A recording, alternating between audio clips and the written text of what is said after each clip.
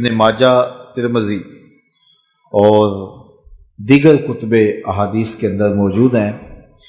ان میں شعبان کی نصف شب کو جو اللہ تعالیٰ کی کرم نوازیوں کا نور برستا ہے، اس امت کی بخشش کا جو بہانہ رکھا ہے اور اس امت کے گناہوں کو معاف کرنے کا جو اللہ تعالیٰ نے ایک وسیلہ بنایا ہے شب کو، اس کا ذکر ہوا۔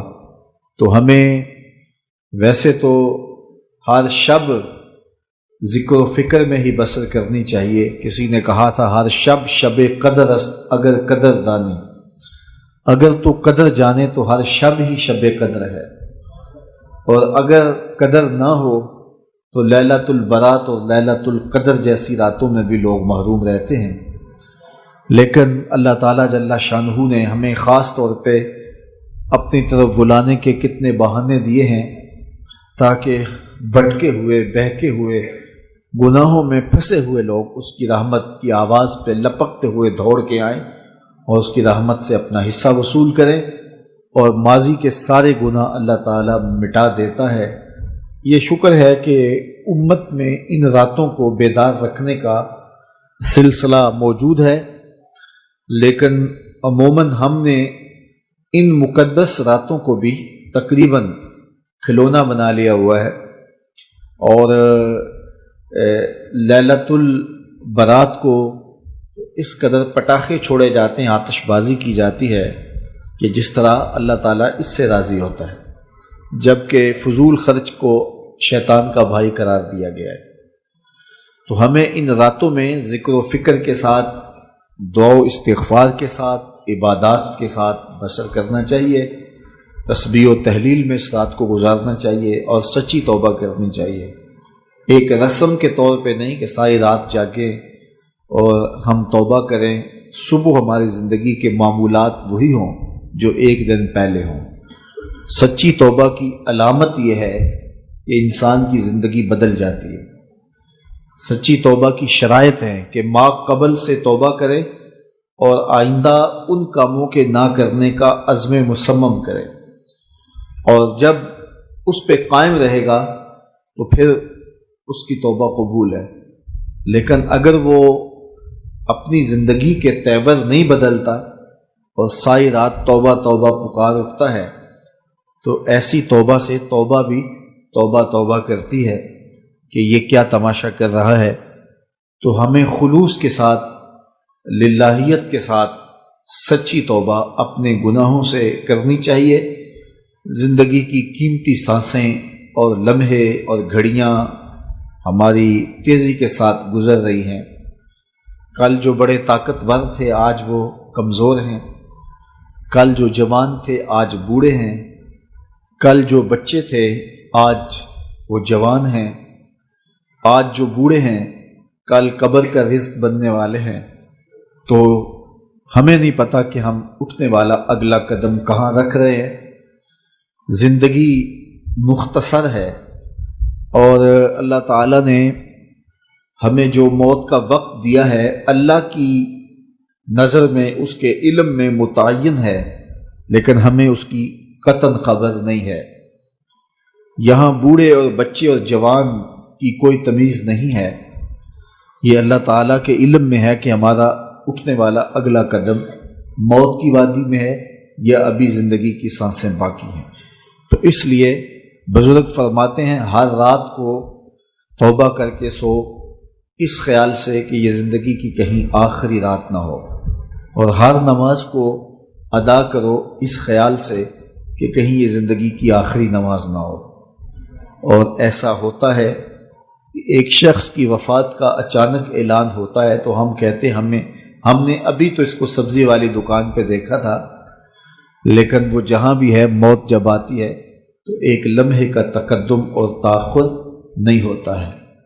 تو مجھے اور آپ کو اپنی آخرت کے لیے سخت فکر مند ہونا چاہیے، اور ہمیشہ اللہ کی حضور رجوع، توبہ اور انابت سے اپنے گناہوں کی معافی کا سوال کرنا چاہیے، اور اپنی زندگی کو ہر طرح سے جو ہے وہ منظم اور مرتب کرنا چاہیے۔ حضرت ابو موسیٰ اشعری رضی اللہ تعالی عنہ فرماتے ہیں کہ رسول رحمت شفیع معظم صلی اللہ علیہ وآلہ وسلم نے ارشاد فرمایا کہ بے شک شعبان کی نصف شب کو اللہ تعالی جل شانہ نزول اجلال فرماتا ہے، جلوہ فراز ہوتا ہے اور اپنی ساری مخلوق کی مغفرت فرما دیتا ہے۔ چند لوگوں کے بارے میں فرمایا گیا کہ وہ اس بابرکت رات کو بھی نہیں بخشے جاتے، باقی اللہ تعالی جل شانہ اس رات کو تمام گناہگاروں کو جہنم کی آگ سے آزاد کر دیتا ہے۔ سیدہ عائشہ رضی اللہ تعالی عنہا سے مروی ہے، فرماتی ہیں کہ ایک رات میں بیدار ہوئی تو رسول رحمت صلی اللہ علیہ وآلہ وسلم کو بستر پر نہ پایا، تو میں حضور کو ڈھونڈنے نکلی تو آقا کریم علیہ الصلوۃ والسلام تشریف لائے، تو حضور علیہ السلام نے ارشاد فرمایا، عائشہ بے شک آج کی وہ بابرکت رات ہے، ان اللہ تعالی ینزل لیلۃ النصف من شعبان، کہ اللہ تعالی نصف شعبان کی رات کو نزول فرماتا ہے الی السماء الدنیا، آسمان دنیا پر، فیغفر لاکثر من عدد شعر غنم کلب، بنو کلب کی بکریوں کے بالوں کے برابر گناہگاروں کو جہنم کی آگ سے آزاد کر دیتا ہے۔ قبیلہ بنو کلب عرب میں ایک ایسا قبیلہ تھا جو بہت زیادہ بھیڑ بکریاں پالتے تھے، ان کی بکریاں باقی لوگوں کی بکریوں کی نسبت زیادہ تھیں، تو یہ کثرت کی طرف اشارہ ہے کہ اتنے گناہگاروں کو اللہ تعالیٰ جہنم کی آگ سے آزاد کرتا ہے، تو اتنے بڑے قبیلے کی اتنی بکریوں کے بالوں کے برابر جہنم کی آگ سے آزاد کر دینا گناہگاروں کو، یہ اس بات کا اظہار ہے کہ کوئی بھی گناہگار اللہ کی رحمت سے محروم نہیں رہتا، سارے گناہگار بخشے جاتے ہیں۔ حضرت سیدنا علی المرتضیٰ رضی اللہ تعالی عنہ سے مروی ہے، مولا کائنات فرماتے ہیں رسول کریم نے ارشاد فرمایا، اذا کانت لیلۃ النصف من شعبان، حضور نے ارشاد فرمایا جب شعبان کے نصف کی رات آئے، فقوموا لیلہا وصوموا نہارہا، تو راتوں کو قیام کرو اور اس کے دن کو روزہ رکھو، فإن اللہ تعالی ینزل فیہا لغروب الشمس الی سماء الدنیا، اللہ تعالی جل شانہ نزول اجلال فرماتا ہے غروب شمس کے ساتھ ہی پہلے آسمان پر، فیقول، اور ارشاد فرماتا ہے کوئی ہے مجھ سے بخشش مانگنے والا میں اس کو بخش دوں، الا مسترزقن فارزقہ، ہے کوئی مجھ سے رزق طلب کرنے والا میں اس کو رزق دوں، الا مبتلا فوافیہ، ہے کوئی مصیبت میں پھنسا ہوا میں اس کی مصیبت دور کر دوں، الا قضا حتی یطلع الفجر، ہے کوئی اس مصیبت میں پھنسا ہوا، ہے کوئی اس ضرورت کا حامل، تو یہ اللہ تعالیٰ ارشاد فرماتا رہتا ہے یہاں تک کہ فجر طلوع ہو جاتی ہے، تو طلوع فجر تک اس رات کو اللہ کی رحمتیں آواز دیتی ہیں کہ کوئی مانگنے والا ہو تو دست طلب دراز کرے، میں اس کی جھولی خیرات سے، برکات سے، انوار سے، رحمتوں سے بھر دوں، ہم تو مائل بکرم ہیں کوئی سائل ہی نہیں، راہ دکھلائیں کسے راہ روے منزل ہی نہیں، جلوہ طور تو موجود ہے کوئی موسیٰ ہی نہیں، تو اس کی رحمتیں خاص طور پہ شب برات کو آوازیں دیتی ہیں اور بندوں کو پکارتی ہیں کہ کوئی رحمتوں کا طالب ہو، کوئی کرم نوازیوں کا سوالی ہو، کوئی میری دہلیز پہ ہاتھ پھیلا کے مانگنے والا ہو، کوئی دست طلب دراز کرنے والا ہو، میں اس کی جھولی بھر دوں اور اس کے دامن کو مالا مال کر دوں۔ تو لیلۃ الشعبان میں اللہ تعالیٰ کی رحمتیں خاص طور پہ نزول کرتی ہیں اور اللہ تعالیٰ جل شانہ کا خاص کرم ہوتا ہے۔ جب انسان مال کو راہ خدا میں خرچ کرتا ہے نفس پہ گرانی آتی ہے، لیکن اس کا مقصد اگر رضا الہی ہو تو پھر اس گرانی کے بعد اس کو ایک لذت آنا شروع ہو جاتی ہے، ایک حظ اور ایک لطف ملتا ہے، اور وہ اس عبادت کا، خرچ کرنے کی عبادت کا نور ہے جو اس کے دل میں اترتا ہے۔ پھر اس کا جی چاہتا ہے میں اور راہ خدا میں خرچ کروں، تو پھر وہ اور کرتا ہے، تو اس کا دل اس کے اوپر اس تشویش کا اظہار نہیں کرتا جو پہلی مرتبہ خرچ کرنے میں اس کے دل نے کہا تھا۔ تیرے بچے چھوٹے چھوٹے ہیں، کاروبار اگر آگے چاہ کے ختم ہو گیا تو پیسے جمع ہوں گے تو کام آئیں گے، یہ ساری دلیلیں جو نفس دیتا تھا اب وہ دلیلیں چھوڑ دیتا ہے، دل تثبیت پا جاتا ہے، دل استقلال کی دولت پاتا ہے۔ پھر وہ تیسری مرتبہ خرچ کرتا ہے تو اس کو خرچ کرنے میں لذت ملتی ہے، اور وہ لذت پھر اس کی زندگی کا سرمایہ بن جاتی ہے، وہ سارا مال بھی خرچ کر دے اسے کوئی پرواہ نہیں ہوتی۔ حضرت سیدنا صدیق اکبر رضی اللہ تعالیٰ عنہ کی مثال ہمارے سامنے ہے، جو اس مرتبے کے اندر درجہ کمال پر پہنچے کہ سارا مال قدموں میں ڈھیر کر دیا۔ آقا کریم نے پوچھا ما اب کہتا لأہلک یا ابو بکر، ابو بکر گھر والوں کے لیے کیا چھوڑا؟ تو کہا اب کہتو لہم اللہ ورسولہ، حضور میرے سامنے بھی آپ ہیں، میرے گھر بھی آپ ہیں، وہ اپنے نام لیواؤں کو تنہا چھوڑتے کب ہیں، جہاں ہم دم نہ ہو کوئی وہاں سرکار ہوتے۔ اللہ اکبر، یہ ہے وہ استقلال۔ جب یہ آیت نازل ہوئی نا من ذا الذی یقرض اللہ قرضا حسنا، کون ہے جو اللہ کو قرض حسنا دے؟ تو حضرت ابو الدہداء رضی اللہ تعالی عنہ حضور کا ہاتھ پکڑا اور عرض کی حضور کیا واقعی اللہ نے ہم سے قرض مانگا ہے؟ اللہ اکبر، کیسی اس کی کرم نوازی، خود عطا کرتا ہے پھر خود کہتا ہے مجھے دو۔ اللہ اکبر، یہ اس کی کرم نوازی۔ غریب کے لیے بھی آزمائش ہے، اس کو غربت دی، وہ صبر کر کے دکھائے، اور امیر کے لیے بھی آزمائش ہے، اس کو دولت دی کہ وہ راہ خدا میں خرچ کر کے اس آزمائش میں پورا نکلے۔ جس کو دولت دی گئی وہ سوچے کہ میرے اندر کیا کمال دھرا تھا کہ مجھے دولت دے دی گئی، باقی جس طرح اعضائے بدنی ہیں دوسرے لوگوں کے ہیں، میرے بھی ایسے ہی ہیں، میری قسمت کے اندر یہ جو زیادہ دولت لکھ دی گئی، اور پھر مجھے کہا گیا تیرے مال میں حق ہے ان کا جو مانگنے آتے ہیں، اور ان کا بھی حق ہے جو عزت نفس کی وجہ سے مانگنے نہیں آتے، گھر کے کواڑ بند کر کے اندر ہی اللہ کی رحمتوں سے امید رکھتے ہیں اور کسی کے سامنے ہاتھ نہیں پھیلاتے۔ جا ان کو بھی تلاش کر، ان کی بھی جھولی بھر کے آ، جو آگے ہیں ان کو بھی دے، اور جو عزت نفس کے لیے اپنے گھر سے باہر نہیں نکلتے جا ان کو بھی جا کے دے کے آ۔ تیرے مال میں ان دونوں کا حق ہے، للسائل والمحروم، سائل کے لیے بھی اور محروم کے لیے بھی۔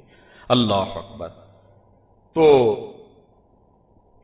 ابو الدہداء نے حضور کا ہاتھ پکڑا، عرض کی حضور کیا واقعی اللہ نے ہم سے قرض مانگا؟ فرمایا ہاں اللہ نے ہم سے واقعی قرض مانگا، اور یہ کہتے کہتے اپنے باغ کے قریب لے گئے۔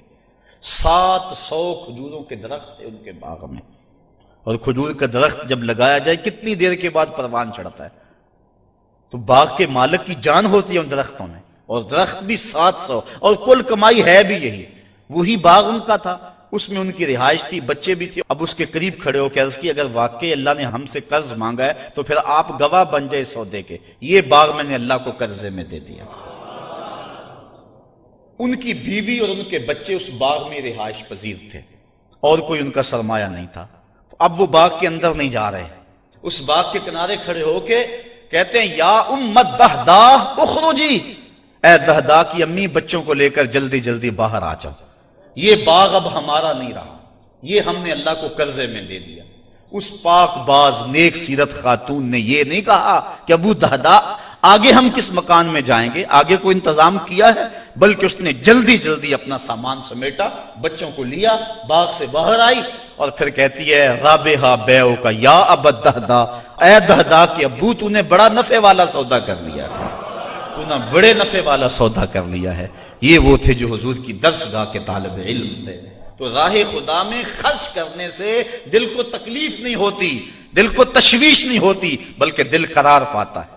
تو جب خدا کی راہ میں خرچ کر کے دل کو تشویش پہنچے تو سمجھو دل کو استقلال کی دولت نہیں ملی، اور جب راہ خدا میں خرچ کر کے سکون کے قافلے اترنے شروع ہو جائیں اور باطن میں کیفیات اور نور و نکھت کی بارش ہونے لگے تو سمجھ لو کہ میری خیرات میرے مالک نے قبول فرما لی، اور یہ میں نے خالص اس کی رضا کے لیے ایسا کیا تھا۔ تو اللہ کی قدرت کی نشانیاں دیکھتے حضور آگے بڑھ رہے ہیں۔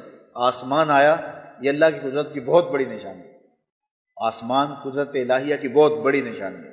سورہ ملک اٹھائیے، اللہ تعالیٰ ارشاد فرماتا ہے ذرا آسمان کی طرف نظر اٹھا کے دیکھو، تمہاری نظر پلٹ آئے گی نامراد ہو کہ آسمان میں تمہیں نقص نظر نہیں آئے گا۔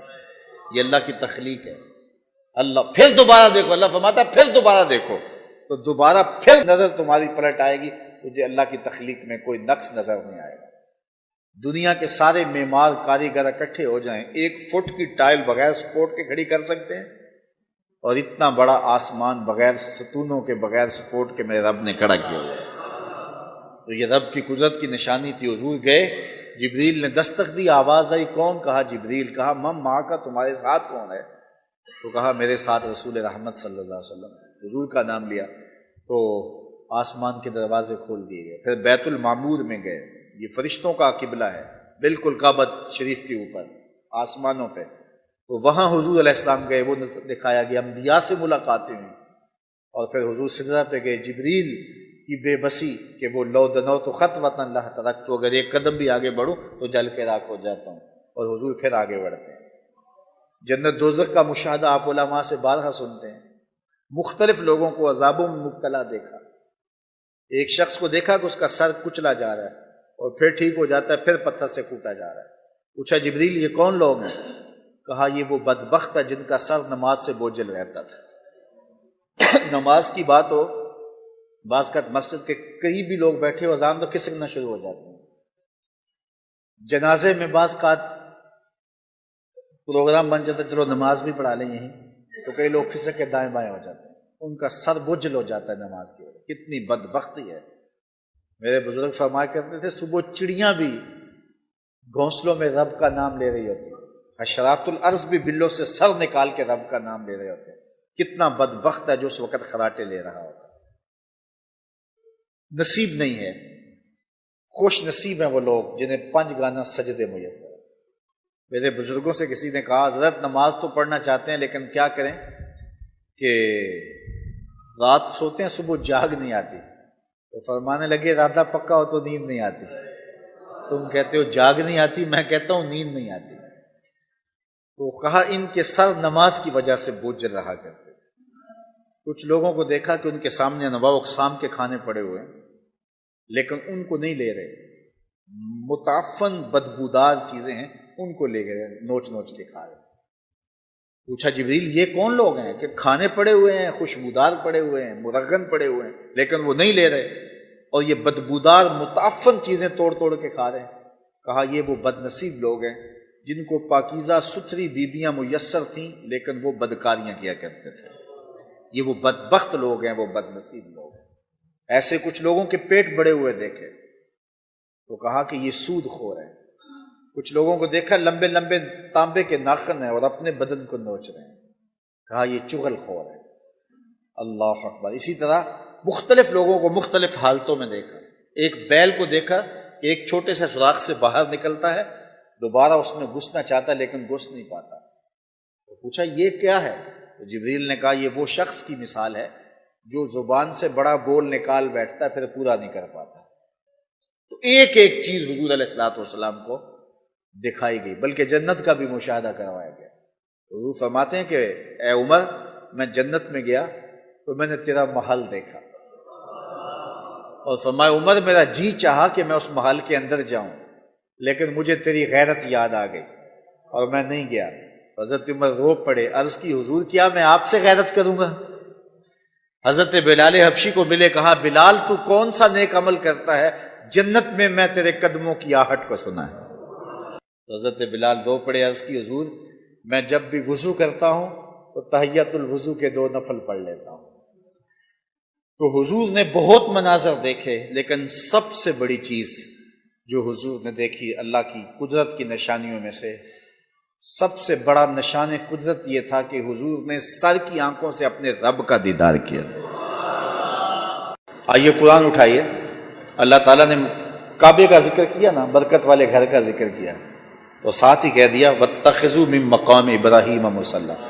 اچھا اس پتھر پر بھی 2 رکعتیں پڑھتے جائیے، اس پر میرے خلیل کے قدم لگے ہیں، اس کو جائے نماز بنا لو۔ اب یہاں پتھر کو مرکز محبت بنایا گیا اور یہاں 2 رکعتیں ادا کرنے کا کہا گیا، اس لیے کہ یہاں میرے خلیل کے قدم لگے۔ اچھا اور پیچھے ہٹ جائیں تو 2 پہاڑیاں ہیں، ان الصفا والمروہ من شعائر اللہ، کہا صفا اور مروہ میری نشانیاں ہیں۔ کیوں؟ یہ بہت اونچے پہاڑ ہیں، کیٹو سے بھی اوپر ان کی بلندی ہے، لیکن جواب نفی میں ملے گا، یہ تو پست قامت پہاڑی ہیں۔ اچھا ان کی کوہ کے اندر کوئی ہیرے جواہرات ہیں؟ ایسا بھی نہیں ہے۔ کیا اس کا پتھر بڑا قیمتی ہے؟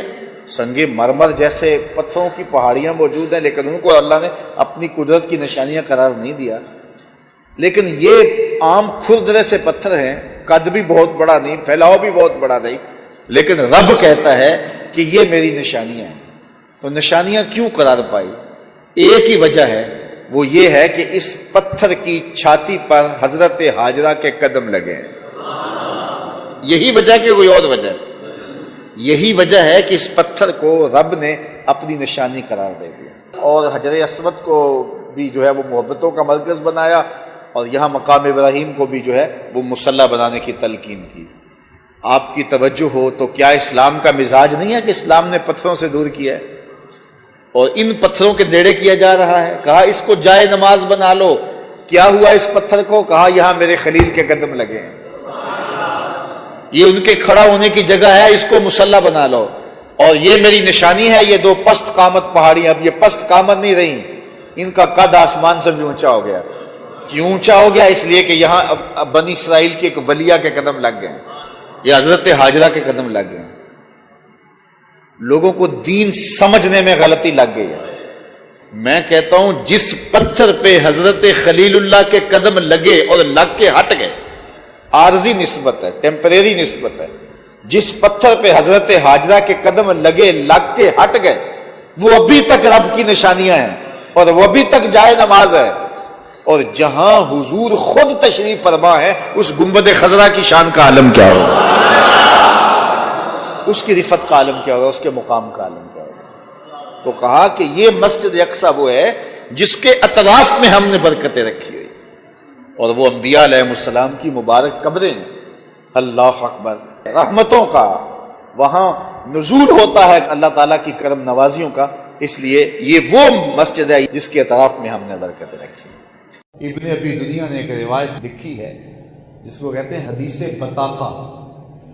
حدیث بطاقہ یہ ہے، حضور فرماتے ہیں قیامت کے دن ایک شخص کو فرشتے پکڑ کے جہنم میں لے جا رہے ہوں گے، اور وہ پریشان ہوگا، نامہ اعمال تولا جائے گا تو برائیاں زیادہ اور نیکیاں تھوڑی، فرشتے پکڑیں گے اور جہنم کو لے جا رہے ہوں۔ راستے میں ایک جگہ حضور جلوہ فراز ہو، تو وہ شخص حضور کو دیکھے گا تو بلند آواز سے پکارے گا یا رسول اللہ، اللہ اکبر۔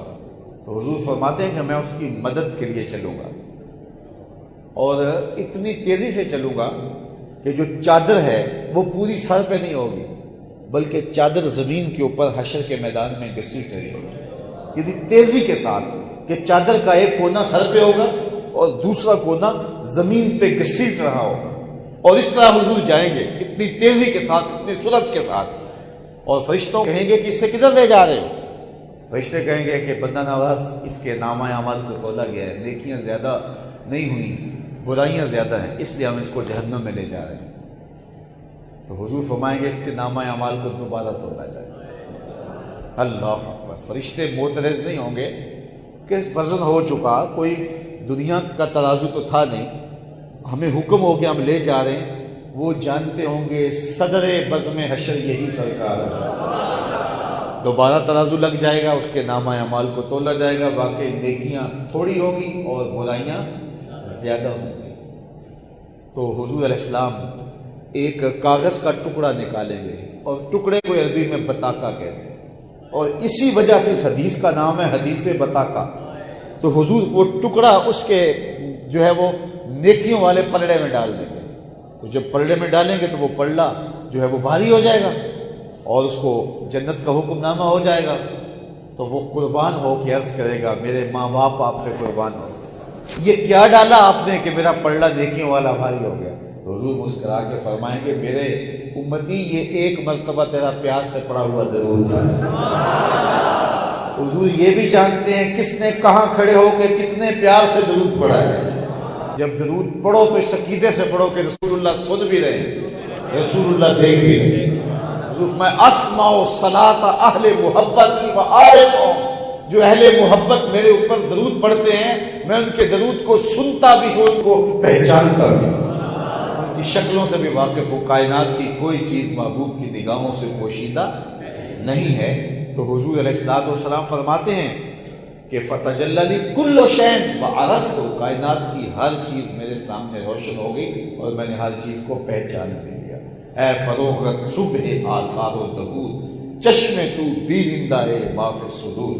تو عبد وہ ہوتا ہے جو خود چل کے جائے اور تقاضا کرے، عبدہ وہ ہوتا ہے جو گھر بیٹھا ہو تو جبریل آ کے کہے ان اللہ اشتاق الی لقائک یا رسول اللہ، محبوب آپ سو رہے ہیں، آپ کا رب آپ کا انتظار کر رہا ہے. تو اعلیٰ حضرت بولے تبارک اللہ شان تیری، تجھی کو زیبا ہے بے نیازی. کہیں پہ وہ جوش لن ترانی، کہیں تقاضے وصال کے تھے. میں سبحان الذی اسریٰ بعبد، تو عبد سے عام عبد مراد نہیں ہے بلکہ فرمایا عبد دیگر، عبد ہو چیزیں دیگر. ما سراپا انتظار منتظر، عبد اور ہوتا ہے عبد ہو اور ہوتا ہے. عبد انتظار کرتا ہے، عبد ہو کا انتظار کیا جاتا ہے. اللہ تعالیٰ جل شانہ نے ارشاد فرمایا والذین اذا انفقوا لم یسرفوا ولم یقتروا وکان بین ذلک قواما، کہ یہ لوگ جن کی نشانی اللہ بیان فرماتا ہے جو اللہ کے بندے ہیں، عباد الرحمن ہیں. ارشاد فرماتا جب وہ خرچ کرتے ہیں تو پھر فضول خرچی نہیں کرتے اور بخل بھی نہیں کرتے، اور اس کے جو درمیان والا راستہ ہے اسی راستے کو اپناتے ہیں. اور پھر حضرت عبداللہ ابن عباس رضی اللہ تعالی عنہ سے ایک روایت ہے، وہ سنیے. ان الحدی الصالح والسمت الصالح والاقتصاد جزء من 25 جزء من النبوہ. حضور علیہ السلام نے 3 چیزوں کے بارے فرمایا، ان میں سے ایک چیز الاقتصاد، میانہ روی، اعتدال کا راستہ. حضور نے فرمایا یہ نبوت کا 25واں حصہ ہے. یہ نبوت کا کتنا حصہ ہے؟ 25واں حصہ. اور ایک اور روایت جو حضرت ابن عمر رضی اللہ تعالی عنہ سے مروی ہے، حضور نبی رحمت صلی اللہ علیہ وسلم نے ارشاد فرمایا الاقتصاد فی النفقہ نصف المعیشہ، کہ نفقے میں، نان و نفقے میں، گھر کے خرچ میں میانہ روی اختیار کرنا آدھی معیشت ہے. جو بندہ میانہ روی اختیار کرتا ہے کبھی کنگال نہیں ہوگا. آج کنگال ہم کیوں ہوتے ہیں، پریشانیاں کیوں ہیں؟ اس لیے کہ ہم میانہ روی نہیں کرتے. شادیوں پہ جو بے تحاشا ہم خرچ کرتے ہیں اور دیگر معاملات میں جو کچھ ہم کرتے ہیں اس کے نتیجے کے اندر مقروض ہو کے بیٹھ جاتے ہیں. اور ایک امیر آدمی اس کے اخراجات اس اعتبار سے ہیں. ایک غریب آدمی بھی 2-3 لاکھ میں شادی کرتا ہے اور امیر آدمی جو ہے 25-30 لاکھ میں کرتا ہے. معاملہ تو وہیں آ گیا، مصیبت بنی ہوئی ہے. تجاوز کیا حد سے، اعتدال کے راستے کو چھوڑا تو مصیبت بن گئی. تو اس لیے حضور علیہ السلام کا یہ فرمان انسانی زندگی میں اتنی روشنی دیتا ہے، اتنے اجالے بانٹتا ہے کہ زندگی کے ڈھب اور سلیقے اس سے سیکھے جا سکتے ہیں. اب سنیے حضور کا فرمان الاقتصاد فی النفقہ نصف المعیشہ، یہ آدھی معیشت ہے. یا ایھا الذین آمنوا لا ترفعوا اصواتکم فوق صوت النبی، تمہارا لہجہ بھی میرے رسول کے لہجے سے بلند نہیں ہونا چاہیے، تمہاری آواز بھی میرے رسول کی آواز سے اونچی نہیں ہونی چاہیے. اگر تمہاری آواز بھی اونچی ہو گئی تو عمل ضائع کر دوں گا اور تمہیں خبر بھی نہیں ہونے دوں گا. تم سمجھو گے ہم نیکوکار ہیں لیکن لٹ جائے گا اگر تمہارا لہجہ بھی میرے رسول کے لہجے سے بلند ہو گیا. اتنی حساس اور اتنی نازک بارگاہ ہے کہ یہاں لہجوں کو سنبھال کے بات کرنے کی تلقین کی گئی ہے. یہاں حضور کی بارگاہ میں حاضر ہونے کے ادب سکھائے گئے ہیں. یہاں لفظوں کا چناؤ کرنے کی تاکید کی گئی ہے. اور پھر یہ حضور علیہ السلام کی حیات طیبہ میں بھی، اور یہ حکم حضور کے وصال کے بعد بھی امت پہ نافذ العمل ہے. حضرت صائب بن یزید کہتے ہیں کہ میں مسجد نبوی کے گوشے میں بیٹھا تھا تو کسی نے مجھے کنکر مارا، میں نے پلٹ کے دیکھا تو وہ حضرت عمر رضی اللہ تعالی عنہ تھے، تو میں اٹھ کے ان کے پاس چلا گیا، میں نے ان کو کہا کہ اے امیر المومنین آپ نے مجھے کنکر کیوں مارا ہے؟ تو وہ کہنے لگے وہ دو آدمی جو بیٹھے ہیں اور بلند آواز سے بات کر رہے ہیں ان کو بلا کے لاؤ۔ تو میں ان کو بلا کے امیر المومنین کے پاس حاضر کیا تو حضرت عمر رضی اللہ تعالیٰ عنہ نے کہا کہ تم کہاں کے رہنے والے ہو؟ انہوں نے کہا جی ہم طائف کے رہنے والے ہیں۔ فرمایا تم اگر اہل مدینہ سے ہوتے میں تمہیں سزا دیتا، تم بلند آواز سے بول رہے ہو، جانتے نہیں یہ مسجد رسول اللہ کی ہے؟ تو یہاں تو اپنے لہجے کو بھی پست رکھنا پڑتا ہے۔ امام مالک نے 40 سال تک حضور کے روضہ انور کے پاس بیٹھ کے درس حدیث دیا ہے، اور 40 سال میں ایک بار بھی ایسا نہیں ہوا کہ حدیث کی کتاب کے ورق کے پلٹنے کی آواز بھی پیدا ہونے دی ہو۔ یہ محبتوں کا عالم ہے، یہ عقیدتوں کا عالم ہے۔ ہارون رشید کا دربار ہے، حضرت امام مالک جو ہے وہ کھانا کھا رہے ہیں تو بات چلی کدو شریف کی، تو کسی نے کہا مجھے پسند نہیں، تو امام مالک نے تلوار کھینچ لی۔ اللہ اکبر، کہا جو چیز رسول اللہ کو پسند ہے تجھے پسند نہیں ہے؟ علامہ اقبال علیہ رحمہ کہا کرتے تھے کہ میں تو یہ بھی گوارا نہیں کرتا کہ کوئی یہ کہے کہ تیرے پیغمبر کے کپڑے میلے تھے، میں تو اس کو بھی گوارا نہیں کرتا۔ تو یہ عقیدتوں کا لہجہ ہے، یہ محبتوں کا انداز ہے۔ حضور کے ایک صحابی ہیں جن کا نام ہے حضرت اصلح بن شریک رضی اللہ تعالیٰ عنہ۔ ان کی ڈیوٹی کیا تھی؟ حضور کی سواری کا کجاوا کستے تھے، اور جب قافلہ پڑاؤ کرتا تو کجاوا کھول دیتے۔ یہ ڈیوٹی انہوں نے اپنے ذمہ لے رکھی تھی۔ ایک سفر میں جب پڑاؤ کیا اور رات کو قیام ہوا تو انہیں حاجت غسل ہو گئی۔ صبح یہ پانی گرم کرنے کے لیے کہیں سے لکڑیاں لائے، کیونکہ شدت کی سردی تھی اور پانی بہت ٹھنڈا تھا۔ تو جب قافلے کے کوچ کے لمحے قریب آ گئے تو صائب بن یزید رضی اللہ تعالیٰ عنہ نے ایک صحابی سے کہا کہ ایسے کرو، انصاری صحابی سے، کہ آج حضور کی سواری کا کجاوا تم کس دو۔ انہوں نے حضور کی سواری کا کجاوا کس دیا اور یہ غسل کر کے اپنی سواری کو تیز تیز دوڑا کر کے قافلے کے ساتھ شامل ہو گئے۔ جو ہی ان کی سواری حضور کی سواری کے قریب آئی تو آقا کریم علیہ الصلوۃ والسلام نے دیکھا اور مسکرائے۔ جس کی تسکین سے روتے ہوئے ہنس پڑیں، اس تبسم کی عادت پہ لاکھوں سلام۔ تو حضور مسکرائے اور فرمایا اصلح، آج کجاوا بدلا بدلا سا لگتا ہے، تمہارے ہاتھ کا کسا ہوا نہیں لگتا۔ عرض کی حضور میں نے کسا بھی نہیں ہے۔ تو فرمایا تم نے کیوں نہیں کسا؟ عرض کی حضور میں طہارت پہ نہیں تھا، اور میں یہ گوارا نہیں کرتا کہ جن لکڑیوں نے آپ کے بدن کو چھونا ہے ان کو بے وضو ہاتھ لگاؤں۔ یہ عقیدتوں کا روپ ہے، یہ محبتوں کے رنگ ہیں جو اہل محبت کو ہم دیکھنے کو ملتے ہیں، اور حضور علیہ السلام کے لیے یہ امت کے جذبات ہیں۔ حضور علیہ السلام کے حوالے سے کوئی میلا لفظ، کوئی ٹیڑھا لفظ اور کوئی جو ہے وہ اونچا لفظ بھی گوارا نہیں ہے۔ یہ اتنی حساس اور اتنی نازک بارگاہ ہے۔ عزت بخاری کا شعر ہے، اقبال نے اپنے کلام میں درج کیا، ادب گاہیست زیر آسماں از عرش نازک تر، نفس گم کردہ می آیت جنید و با یزیدی جا۔ یہاں تو اہل محبت سانسوں کو روک کے آتے ہیں کہ وہ سانسوں کا شور بھی خلاف ادب سمجھتے ہیں۔